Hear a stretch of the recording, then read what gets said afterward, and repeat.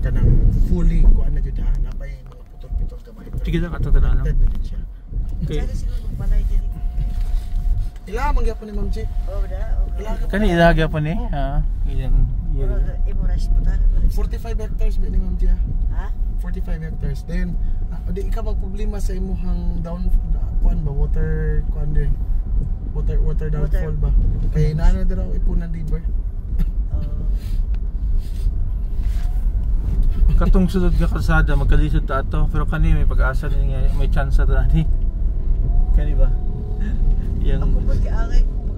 Oo. Ako kay nga kuan. Ang katong isa magkalisod ta ato. Naman diri. Naman diri nga. Oo. Naman siguro mga lupi. 6 lane ko rin niya. Oh, ito, grabe ni gastos yun. Nasa ni kwarta po siguro din no? Ano kinidevelop pa nila? Ano dalan? Di na ni biking. Okay, sige. So, boundary of biking on. Asan sa isang barangay ni siya? Sige lang. Diretso lang. Makuha to sa mapa na eh. Basta this is not biking on na. Going...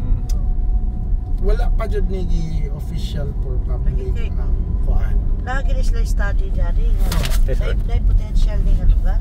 Kaya kumuha rin nagdalan. Di, kuan jud siya Ma'am G. Mama ni ang manang unom ni ka linya Ma'am G kay mama ni ang paingon ko sa airport na to. Oh. Muna ni pingon. Oh, man siya. Man ka to paingon na. Paingon sa airport. Actually, buak naman ka tanan dalan jud Ayun ni. sa uptown. Oh, paingon po ni sa uptown. Katubang gagiyan na to nga naglikot. Hantod din lang siya? Dili. Kuan na siya nabuak siya pero hantod diri ang iyang semento. Then dito na pod semento na pod dito. Oh, murag kortahan lang po yung sistema, no? Pero kato sir, semento Lusot pa na siya. Lusot pa jud dito lusot pa na kay siya. motor man ako ni.